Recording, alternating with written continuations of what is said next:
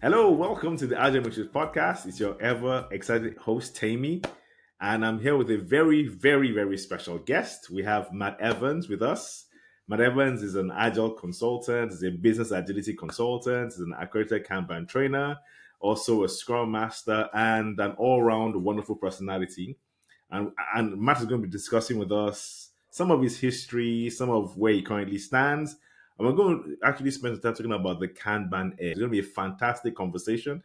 And that Kanban Edge, just stay tuned for it. We're going to talk about a lot about it. But before we start, let's hand over to Matt. So Matt, welcome to Agile Matrix Podcast. Tell us a bit about yourself. Let our listeners know who Matt is. I know who Matt is, but let our listeners know who you are. Oh, thanks, Temi. Yeah, so my name is Matt. As Temi's saying, business agility coach. I've been working in this space quite a while now. I came into change management, if you like, probably a bit more of an unorthodox route than a lot of people, especially in the agile space. A lot of them might have come from the kind of development side of things and then, into, the agility space from there. But I actually came into it from a really left field position. So two aspects that really kind of drew me towards it. One, I was actually working in resourcing. So if you look at my career history, for 10 years, I was a recruiter. Oh, wow. Yeah. So I worked as a recruiter for 10 years, both, agency side and in-house. And I always enjoyed working with tech teams, enjoyed working with change management and so forth. And then one day I was working for a big global bank, and they were going to outsource their resourcing function. And they said, why don't you move on to this big project in the PMO? Because you seem to have an interest in change management. And also, there's a lot of resourcing needs on that project, which is handled by the PMO. So if you can go into there and you want to upskill into that area, that'd be great. Before that, I shared a house in London with a very good friend who is still a mentor to this day, a guy called John Boyce. If anyone knows him, give him a shout. What a guy. Okay. And he is someone I knew from living in Scotland. And when I lived there, I remember I was working as a resource consultant for Dell. And John was a developer at the time. Main skill set in around Java, but multiple languages. The guy's a good dev. And we were talking one day. We'd been playing sport, playing touch rugby, and we were just having a drink afterwards. And he said I was talking to him. I said, John, what do you do for a living? He goes, I'm a dev. I said, oh, no way. I hire for devs. And he goes, what do you work for? I said, Dell. He goes, oh, wow, that's cool. Do you work in an agile environment? And I said, what's that? And he goes, never mind, mate. So I became if you know, you know, yeah. Yeah, exactly. Yeah. So I became intrigued. So we ended up having a chat, and he said, to be honest with you, there isn't much demand for that in Scotland at this time, because you're talking 20 odd years ago now. And he said, no, I really want to work in that way. I've had a taste of it. And trust me, once people have worked that way, they don't want to go back. So I said, all right. He said, yeah, I'm probably going to be moving to London. And I said, well, keep in touch. It's an option. Give me a shout, because I'm pretty sure Dell would love to have you. So anyway, long story short, he moved to London and started working with Sky, I think it was. And he was happy and jolly down there. Fast forward about 6 months, I found myself moving to London because I'd moved into a contract that demanded I move to London. So I got back in touch with John, and he said, yeah, come down. I'm about to move flat, so let's get somewhere together. And then I sort of started my journey towards agility, and I always call it like a deep, immersive, subconscious program. Because I'd had this kind of, interest in what he was saying. I'd speak to him about work, and then sometimes we'd both be working from home together, so I'd end up overhearing conversations and just ask, like, you spoke there about a sprint. Talk me through what happens, and so forth. And then from there, we just started. He said, look, listen, read that, look at this, have a listen to that. And I just started learning more and more and more. I was like, this is brilliant. So then when I moved into a big program, let's say working for this global bank in the PMO, I started, going like, well, have we thought about maybe breaking the work down and maybe trying to get like, some kind of goal that we could hit within 2 weeks. I was trying to introduce it myself. And what I found was when elements of this massive program went into recovery, I thought, you're doing Scrum now. I could see it. You know what I mean? It's recovery, right? We all need to get into the same room. We've got this kind of, goal that we want to hit, and we're going to break. We have to come back together every day, check in, and then it's like, this is Scrum Master. And then it would work, and the project would come out with recovery. I'm like, oh, this is brilliant, right? And they go, yeah, let's go back to what we were doing. Let's go back. Are you sure? So that was kind of weird, and then I ended up moving up as I was pretty competent, so they ended up saying, right, okay, we make you a junior project manager, then a project manager, and I found whenever I was in these roles, I was always inserting agility by stealth. Can we try this? Can we try that? Yeah, I'd get rid of the technical terms, and I was still in touch with John, and I'd be like, so if you saw this problem, what would you do? And he goes, well, stop doing what you're doing immediately, and I'll try this. So I was like, okay, that sounds good. So, I was working with this coach, and then, it just got better and better and better. But it got to a point where eventually I was getting frustrated with, I felt I was doing more reporting than delivery. And from there, I was like, come on, man, there's got to be a better way. So I ended up doing a Scrum Master course. I had the qualification, and I had the understanding. I had some relevant experience, but chicken and egg, right?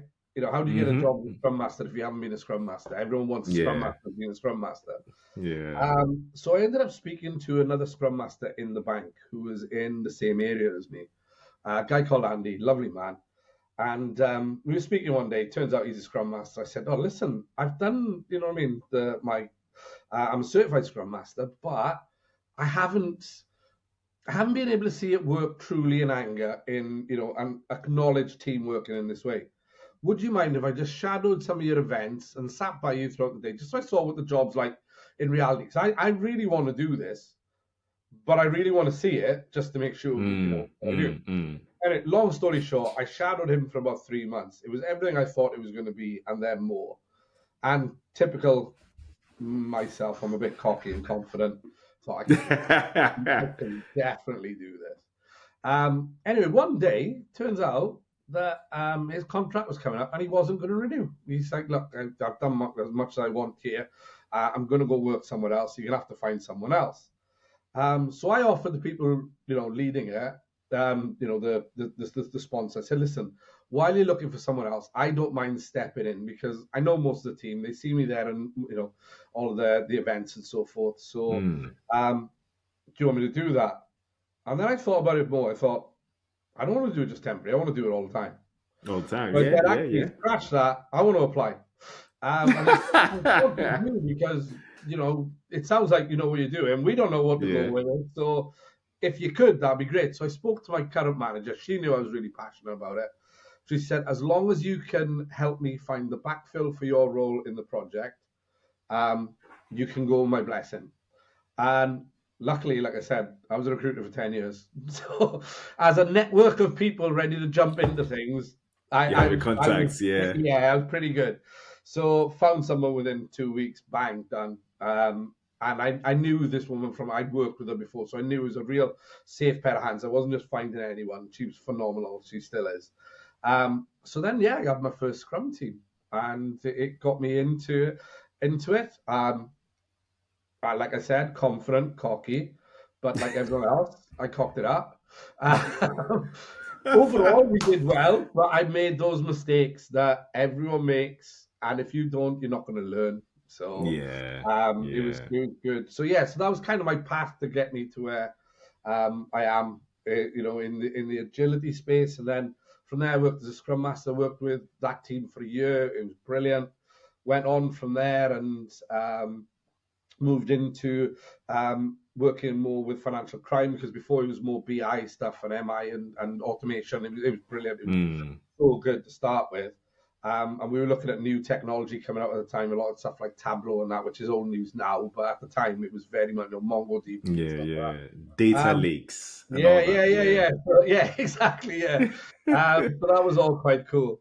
And then ended up working on a financial crime platform. That was brilliant because, again, the opportunity to automate and so forth was there. Worked with SAFE for the first time, worked on a very big release train. I'm not a big SAFE basher, One of my mentors in the bank was a guy called Martin Burns, who was probably one of the leading authorities on SAFe globally at the time. Unfortunately, he's no longer with us, but I learned from a very, very competent man in that. But like every framework, it's a framework. You get, if you go too far with anything and start quoting the book at people, they're gonna out. So yeah. So I see the downsides, I see the upsides, but I've been quite lucky. I worked on a release train that worked pretty well, to be honest, in for the size of the program it was, and so forth. And then I worked at the department level, and then I worked in with an EV business, global energy supplier. That was pretty cool. And then I've worked where I am today, which is an MOD supplier. And it's funny, the same patterns you see no matter where you go. Yeah. There's always 4 patterns. I wrote a blog post on this. Everyone takes on too much work. They happy pass. They don't break the work down small enough, and no one talks to each other. It's like, yep. Welcome, I'm your new Agile coach. I can help you with this. Yeah. I know what you mean. Wow. You've had an interesting history. And so because man, you are some bold man. Indeed, you said you were cocky anyway. Because I'm just thinking in my head that from being a recruiter to being an agilist, interestingly, I have a similar kind of journey. And when I say similar, what I mean is not the regular developer to Scrum Master. Yeah. I worked in media. I was a cameraman. Wow. Camera on the shoulder, graphics editor, video editor, and I just had the same opportunity to actually lead a team, and then never look back. In fact, right now, I'm the farthest away from that as you can be. But that's fantastic. Yeah. But I think that's good in the, in the Agile community. Like you say, there is a lot of commonality in how people, but there's also a big diversity. And it's that fresh thinking, because like you said, you come from the, media side of things. That brings a fresh perspective. Me coming from the resources side of things, that bring a different perspective, as opposed to, I think sometimes, there is an advantage to being a dev and then going into it, because, a lot of the time we will end up working with technology plus elements of the business, or it could just be technology. Sometimes it's not at all, but often it'll be technology and, so understanding those guys is good. But there's also then the temptation for those folks to get down in the weeds. I can't go down into the weeds. I couldn't write the line of code if I tried. It's not fun. You know what I mean? So I have to start thinking about it in a different way. And then, true. There's pros and cons either way. But I think the diversity of thought in the Agile community is something that I'm a huge advocate of. Yeah, spot on. Really but true. Media editing, I'm hoping you can take a chin or two away on this and make me I'll do my best. I'll whip up my Photoshop and my Adobe After Effects and do what I can do. Okay, so one question. So I see that you're a business agility consultant, right? Now, that term is a term that people have started to use a bit more frequently in today's world, obviously based on what's happening now. So my question to you is, when you say, what does business agility mean? Right? Yeah, I know what it means. I have an idea, I think, what you're saying, but I'm wondering, I want our listeners to actually understand what you mean. Yeah. So I think business agility is more of a whole, because when people hear the term agile, a lot of the time they're thinking, oh God, he's going to come here now, he's going to start quoting the Scrum guide to me and telling me why, we're going to have to work in sprints and so forth. Business agility is more holistic, I think, and looking at how do we gain agility in the business, allowing us as a business to pivot quicker, to enter markets, to exit markets, to test things out, to learn earlier, and so forth. And these are all, aspects that kind of come from, the Agile movement and so forth. But it's a lot more in and around that sort of product management side of things, and being more customer centric and thinking. So there's more to it than just an Agile transformation. I don't believe in the term Agile transformation, because if you're saying transformation, you're telling me there's an end point. There isn't. I use this analogy a lot with people, because they say, like, when will we be done? It's like, well, Usain Bolt was the fastest man on the planet. did he ever say, well, I don't need to go and practice or go to the gym anymore? Because, Tiger Woods always has a swing coach. Yeah. When he's Yeah. dominating and setting new records, but he still practices. Because there's an improvement. There's always that improvement. And it's that, I go to the gym myself. You know what I mean? I'm never going to say, right, well, that's the figure I want, so I'll stop coming here. I'm fit now, no more. Yeah. You can always be fitter. You can always be faster. And that's the whole point with it, So, and that's what I mean with business agility. It's that constant pursuit of that evolution of getting better at a business and as a business. And, within the Kanban University side of things, with Kanban maturity model, when you start looking at that, maturity level 6, that's, you know what I mean? Yeah, you want to get to there, but it's that journey of getting there. And there's very few companies that get to that level. Do you know what I mean? And, there's certain ones I'll use as an example, and I think the Virgin Group's probably the best one I can use. It's that ability to enter and exit markets and the brand survives. That to me is business agility. Yeah, very true. In fact, there was something I was reading about today, and I wrote a blog post about it, and I was saying something that I said, in terms of, like you said, you keep on practicing. So I said something. I said stagnation, if you stop, equals regression. That is, if you don't improve, you decline. Yeah, exactly. Because everything else around you is moving forward. So you stay still, you're going backwards. Yeah. That gap just gets bigger and bigger. So it's like you're in reverse. I 100% agree. Yeah. Because I mean, just to add to what you said, there was time someone asked me, oh, so when, like as Scrum Masters, we say, oh, the aim is to make yourself quote unquote redundant regarding the team. Yeah. And so I said, so what happens when that happens? And I was like, okay, let's peel it back. I said, who is the best footballer in the world? Messi or Ronaldo? The person said Messi. Okay, yeah, Messi. Okay, does he have a coach? Yes. Does he have a nutritionist? Yes. Does he keep practicing? Yes. Do I need to say more? The Scrum Master is the Agile team coach, so to speak, right? Yeah. The person's aim is to coach the team, right? And help, there's the team, the product owner, and the organization. And that is a, bucket of things that could go wrong, go right, different things can happen. And the Scrum Master's job is to ensure that they're effective using Scrum every time around. So you can't say we're done. It might just mean there's, how do I put it? The incremental improvements may be reduced in terms of their impact, but there's still something to improve. And sure, the matter is that, I mean, when you look at Lewis Hamilton at his level, 2 seconds can be the difference between an F1 pole position or not. Yeah, exactly. And, if you look at it 2 seconds over a lap, if you're doing that in a Formula One car, you do that for what, about 15 laps? You've been lapped.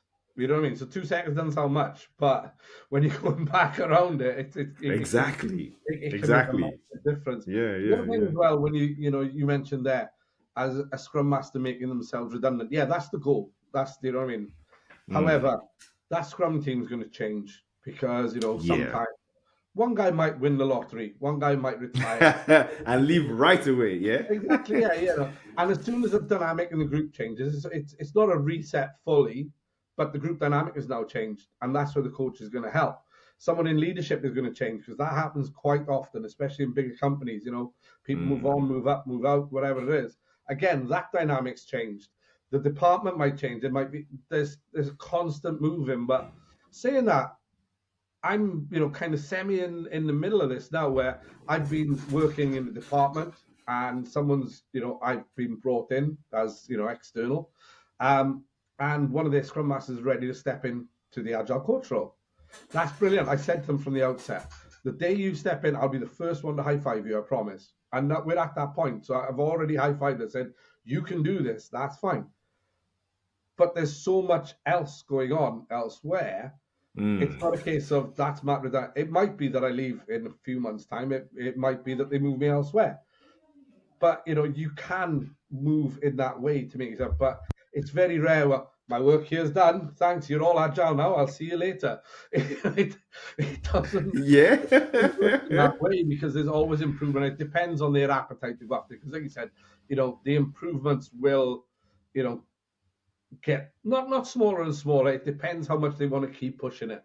and what they're ready to do, because that's the other hard part of what we do is I can see there is a massive improvement there, but I don't think you're ready to hear it yet, or I've tested to see if you're ready to hear it and you're not hearing it. And that is a difficult one.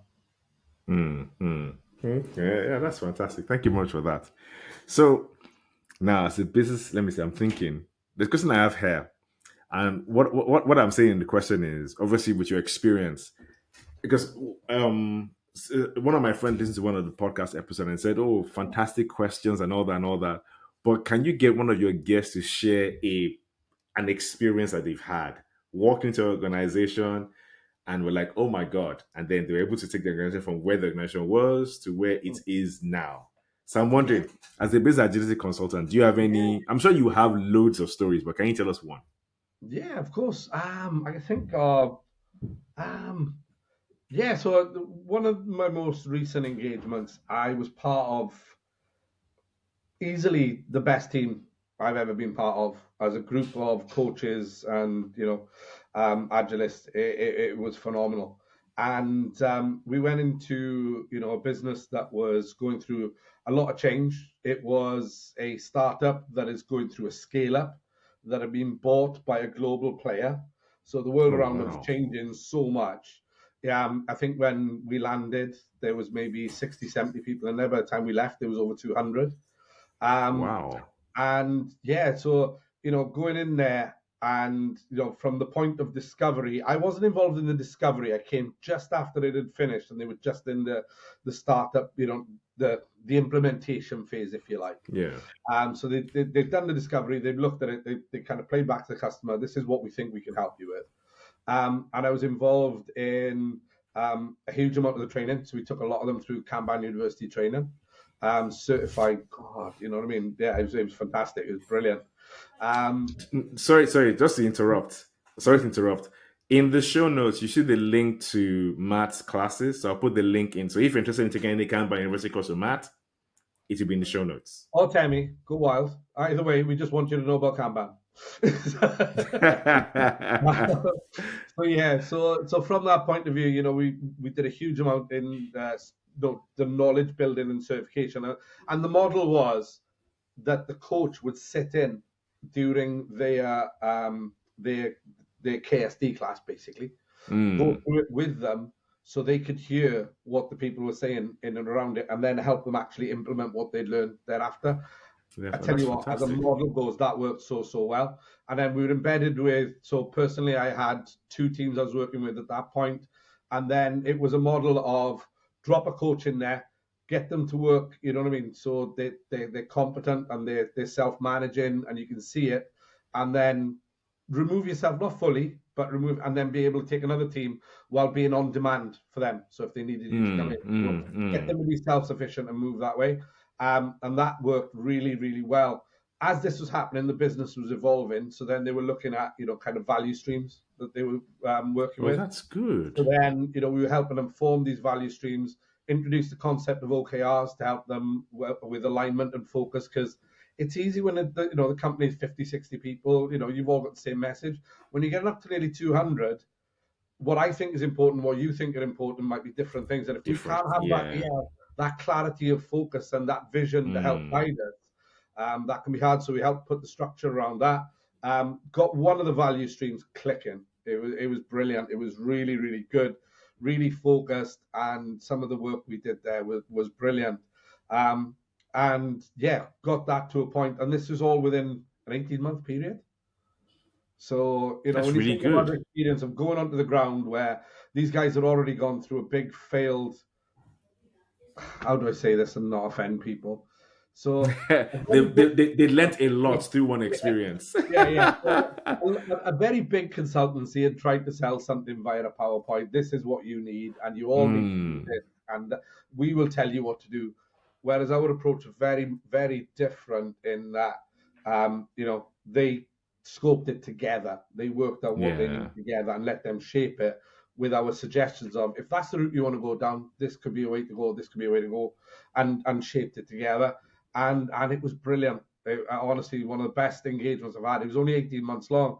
And the reason being, they run out of funding. And I compare it to, can you imagine being part of a team, getting to the Champions League final, and they say, right, We can't Temi, afford the flight. yeah, Temi, we're taking you off the pitch. And you're like, but I'm your striker. Yeah. So who are you bringing on? No one. I knew what you Like, mean. I knew what you no. mean. I see, Yeah. and the good thing about what you said, that's the best way because I mean, consultancies do a lot of good stuff, but I think some of them do. I don't know how they do it, but I think it's how they're engaged or how they engage, maybe the cost model. Because some of them will come in and go, okay, I can see your house is a 4 bed. This is the kitchen you need. Bye. Yeah. Without interfacing with you or your girlfriend or your wife to see what Yeah. do you actually want to cook in the That's kitchen, it. Yeah. that kind of stuff. So you can actually build it together.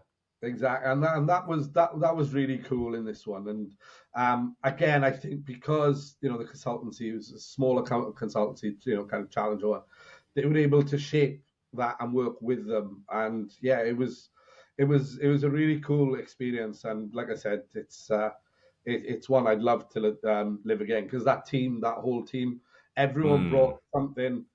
There was great collective knowledge, but everyone brought something slightly different, and we just worked well together. Then we heated debate and so forth, but we could always get on with it and make good things happen. We all had the same goal of let's really prove this customer, you know what I mean, and get it good with them.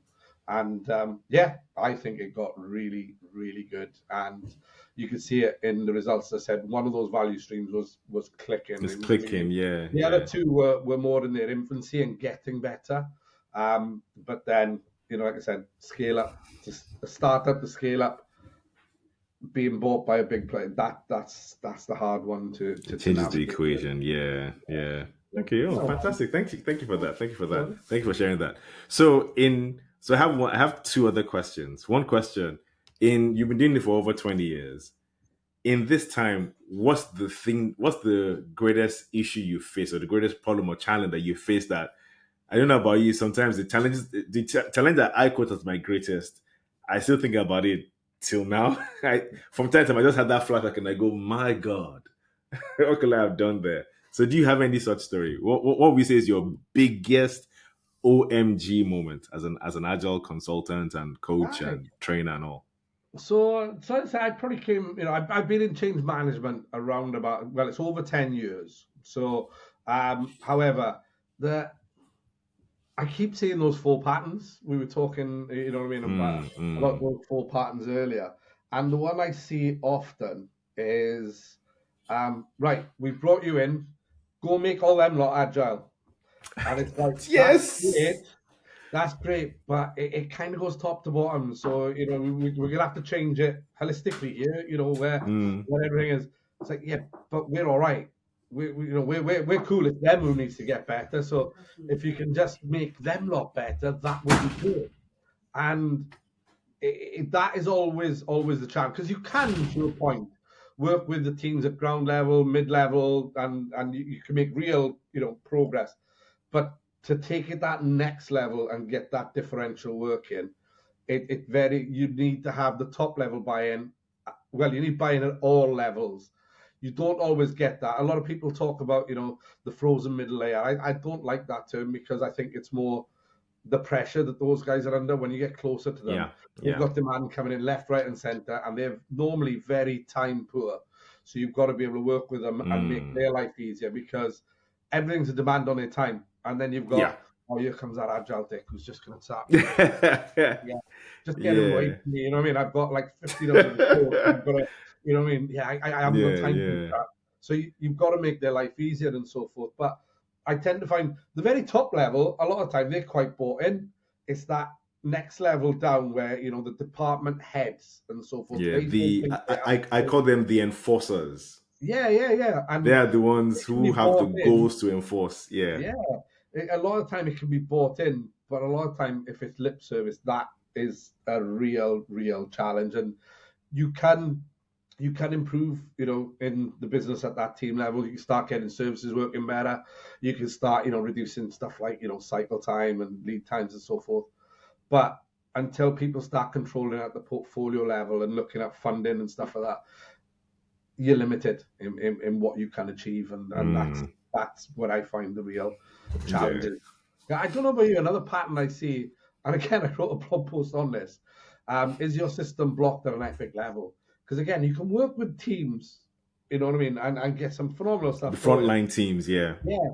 But if you don't manage that work at that kind of epic or, you know what I mean, large piece, whatever you want to call it, initiative OKR, level, epic, feature, So it doesn't matter, you know what I mean? But that kind of larger piece, if you don't manage the flow of that, you're just getting faster at being blocked at that top level.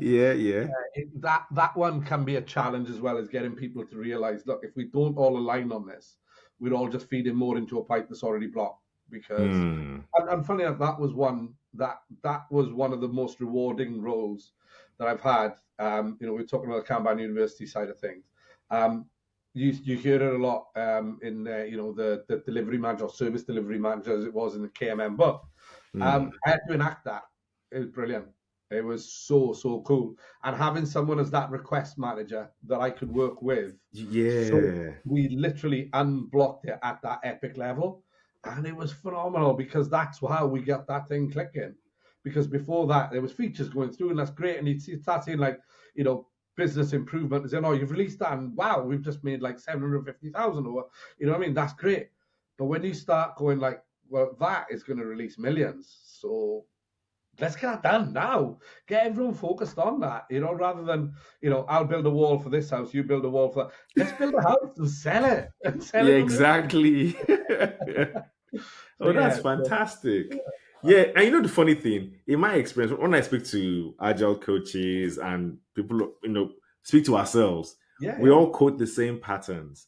Come, in fact, the way you describe this, how do I describe it? Come and make them agile. Don't include me. I'm fine as I am. Yeah. Make them agile. And I'm always like, why would I need to change, right? Exactly. So I always tell them that, it's top down and bottom up. It has to work together. If not, we can try all. I mean, I've been in the situation where the teams were stopped by certain organizational impediments, and there was no forum for me to address people on top. So I was like, well, it is what it is. We can't. This is not going to move. This is so we will speed up to this point. Yeah, that's it. And that is a hard one because I have seen that before when I work with teams and we've got it, to the point it's clicking, it's good, but to take it to the next level, this bit, and they're like, there's no appetite to do it, and they're like, it's probably as far, there's increment, there's little bits that I can help you with, but if you want to go further, that's your impediment now, and until you're ready to lean in, that's a hard one. Yeah. Okay, so quick question. Yeah. I call it my time travel question.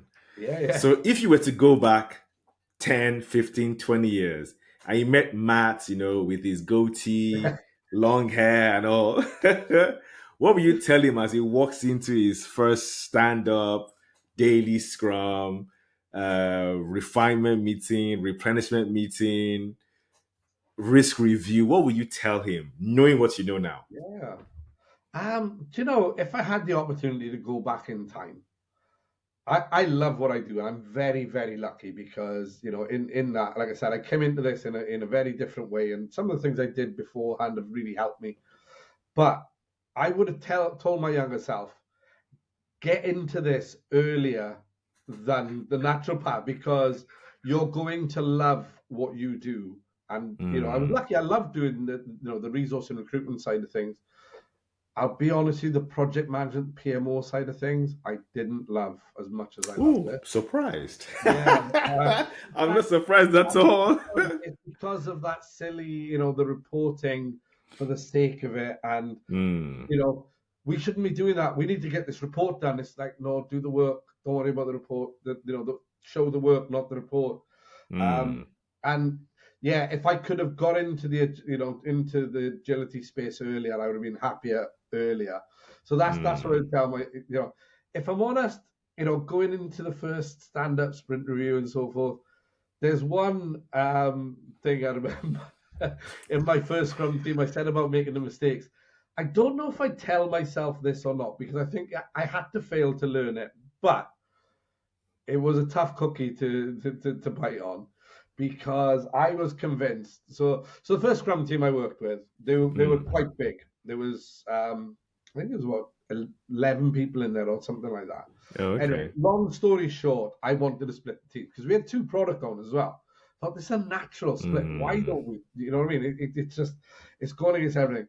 But those 2 product owners, one was very good at being plugged in, and he would, attend a lot of the event. To get his time was easy, but to get strategic direction from him was really hard. Yeah, so that was a bit of a fight, but we could work with that. Whereas the other one, strategic, he was brilliant. Plugged in with the end users, he was brilliant. Any time for us? Nah. Hardly anything.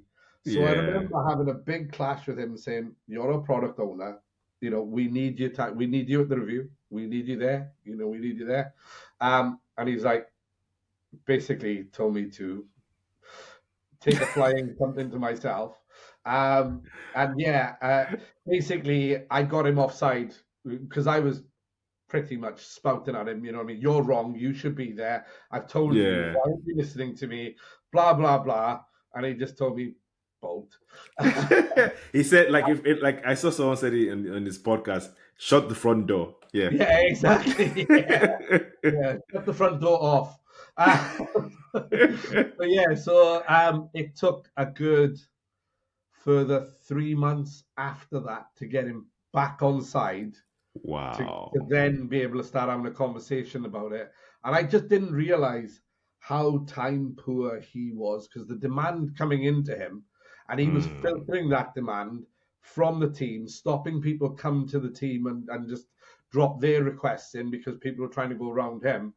And I'm giving him, daggers of why I need him. When he's like, I'm trying to do you a favor here, and eventually he got a bit sick of it, and I can't blame him. And he's a nice guy. He's actually a really good guy to work with. In the end, we came there in the end. But that taught me a massive lesson in empathy. And before you start criticizing, go and find out and really, understand. You can't walk on my own issues exactly, but get a good picture of it before you start, making demands and so forth. So, yeah, as I said, I don't know if I would tell myself that one, but it would have made things. It's a good hint. Yeah. Oh, wow. Okay, thank you for that. So now we have an event, Kanban Edge. So this is me. I've seen the post on LinkedIn. I've even seen you share a few of the posts. Yeah. One guy called Temi has also shared his own posts and all that. What's the Kanban Edge about? Yeah, so the thing that really appeals to me, there's a lot of conferences and so forth out there. Once I started speaking to Helen, David, and a bit of a wider group with Dan and John and so forth, the picture that they were painting is this is very much focused on the Kanban side of things, but it's not just going to be one-way lectures all day, where you just be sitting in an auditorium, maybe nodding off thinking. Being spoken at. Yeah, exactly, yeah. So, it's much more of a conversation, but it was very much, framed to me as this is for Kanban practitioners by Kanban practitioners, and that got me to buy in very, very quickly. You've got some really leading people there, like, Mike Burrows, Kanban from the Inside. I love that book. I quote it today. You know what I mean? So that book is brilliant. And then you've got people like, Jim Benson, Caitlin Walker, who I'm a huge, huge fan of Caitlin. I love her work. Clean language stuff is phenomenal. So you got those kind of folk there. But then there's a lot of workshops. How often do you get a chance to go and do a workshop and coaching with Kanban Dan? Yeah. And also with the Kanban queen, Helen Meek. Exactly, yeah. But when someone told me about Kanban, first of all, they said, and there's a guy called Kanban Dan. And I was like, yeah, love it. And then, to go get coached by Kanban Dan now, that's worth the money alone. The other thing as well is the cost. You look at the cost of some of the other, conferences and so forth. Yes, they're 2 or 3 days, but the cost is astronomical. I think, the sponsorship from the BCS to try and keep this down low. Again, the BCS location, that makes a difference. And the fact it's by practitioners for those practitioners. I think if you're new to it, you've got a wealth of experience at your fingertips. Take advantage. But if you're a practitioner, it might refresh you, it might re-energize you.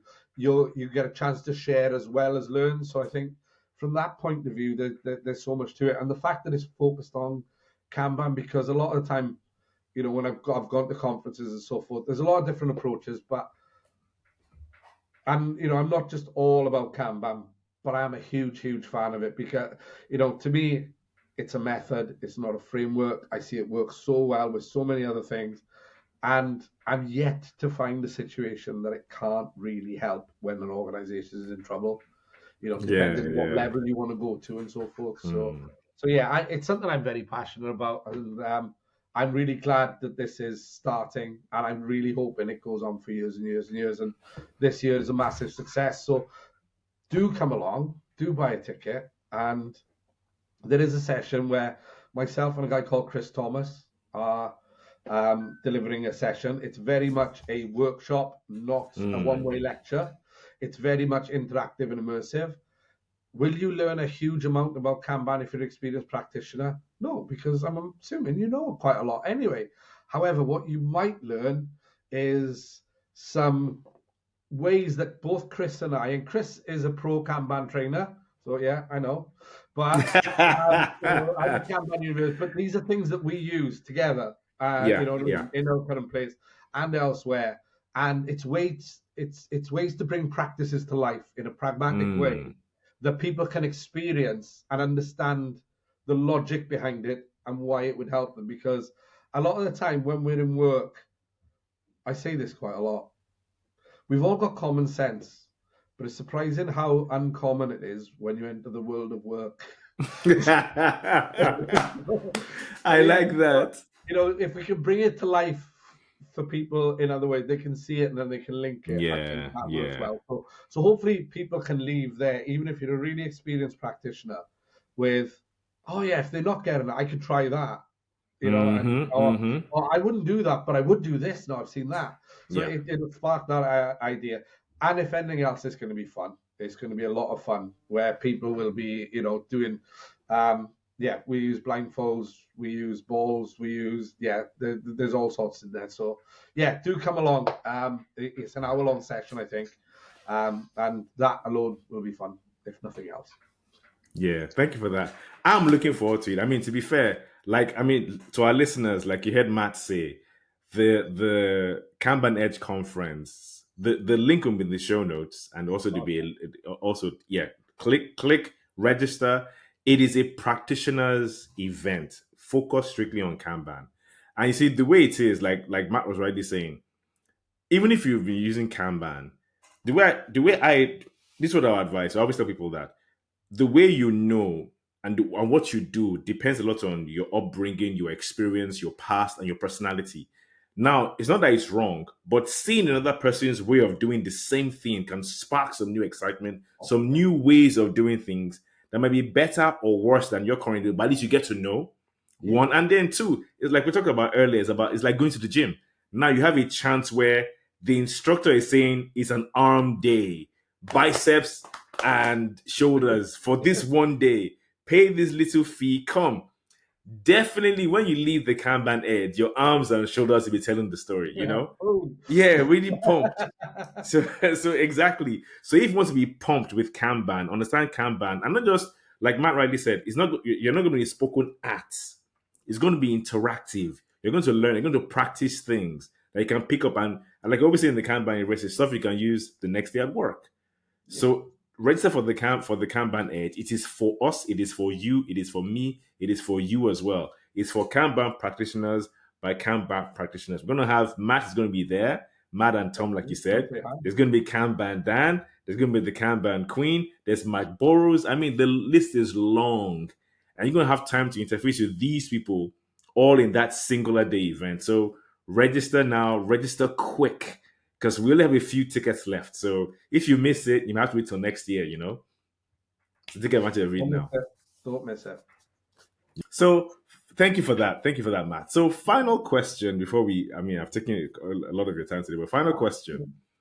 What question should I have asked you? What question should I have asked? Oh, wow. I'm trying to think. you know, because it's weird because the questions we've asked, you know, we've maybe only covered about 4 or 5 questions. We've just been going off on one. I quite like that because it's gone in a natural way. It's But very organic, yeah. yeah, what question? Do you know? I really can't think. Maybe something in and around, you know, sort of the training side, and you know, why should I come and see you? Something like that. I don't know. But yeah. Oh, one question. I remember asking someone this, and we were interviewing, and we asked if you could only, you're working with a team, but you haven't met this team, you don't know anything about them, you just know that they're struggling at the moment, and you can only give them one bit of advice. As a coach, what bit of advice would you give them? And I know what my answer was to that. Yeah. But so let's flip it. My question to you, Temi. Okay, yeah. Yeah, so What you will I just tell started with them? the team. You can see the team struggling, but you've got no data, you've got nothing. You haven't got a chance to talk to them. They ask you, Temi, tell us one thing that can help us. What would you say? I would say, I'm sure this is surprising. I'll say limit your work in progress to your past sprint capacity.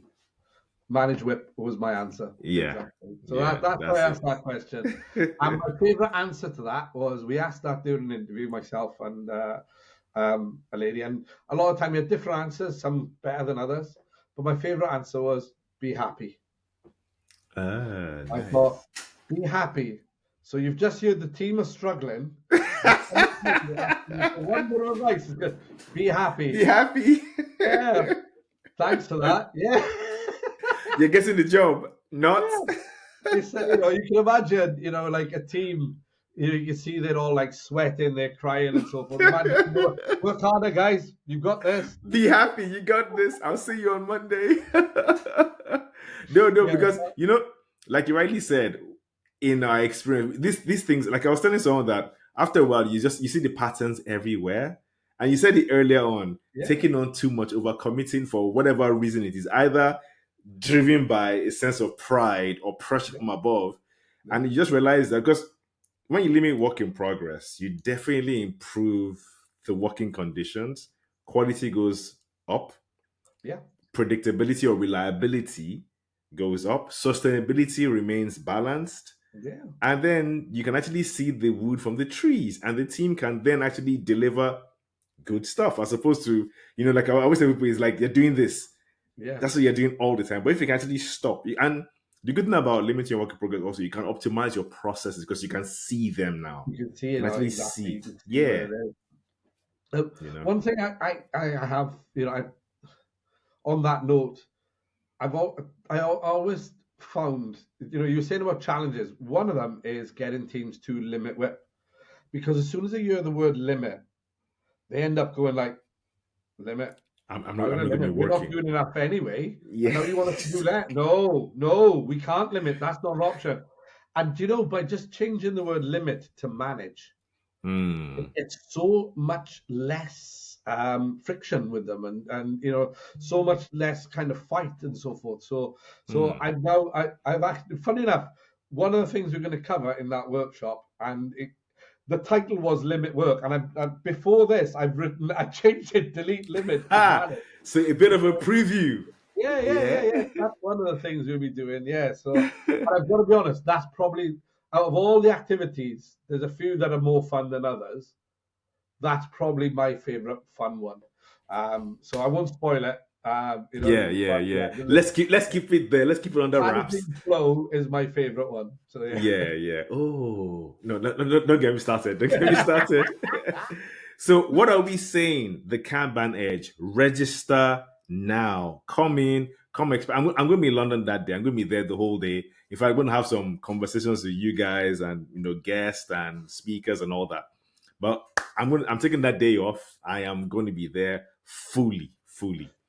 Same. So I'll be in London for the day. Please come and say hi. It'd be awesome to meet some new people there. And yeah, mega excited for it. Okay. So thank you very much. We've come to the end of today's podcast. So thank you very much, Matt, for sharing your experience, your insights, and inviting our listeners afresh to the Kanban Edge. So the link to Matt's LinkedIn will be in the show notes. His training site will be in the show notes. The link to register for the Kanban Edge also be in the show notes. And most likely, I might even put it on the screen as well. You might see a QR code or something. Register for the Kanban Edge as soon as possible. I'm telling you, it is for us, for you, from us to you.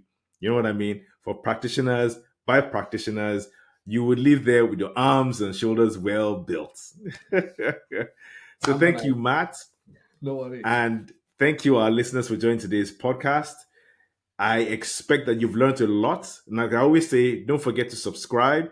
Leave us comments in the show notes or in the comment section or wherever application you're listening to this podcast, be it on YouTube or Spotify, or Apple Podcasts. So thank you very much and have a fantastic day. This is Temi and Matt, over and out. See you later. Thanks, Temi. Okay, that brings us to the end of today's episode, and a huge special thank you to Matt Evans for sharing his experience and insights with us. It's always a pleasure to learn from someone so passionate about driving real-world results through agility. Now, if you enjoyed this episode, please take a moment to subscribe to the Agile Matrix Podcast, leave us a review, and share this episode with your network, with your friends, your colleagues, and like someone said, even people you don't like, let them learn as well. Now, your support helps us to continue bringing you thought-provoking conversations just like this one. And don't forget, the Kanban Edge Conference is just around the corner on March the 6th, 2025. So if you're ready to deepen your understanding of Kanban and learn from industry leaders like Matt, head over to the conference website. You see the link in the show notes and register now. So thanks for tuning in, and we'll see you in the next episode of the Agile Matrix Podcast. Stay agile, stay focused on delivering value. Cheers, everyone.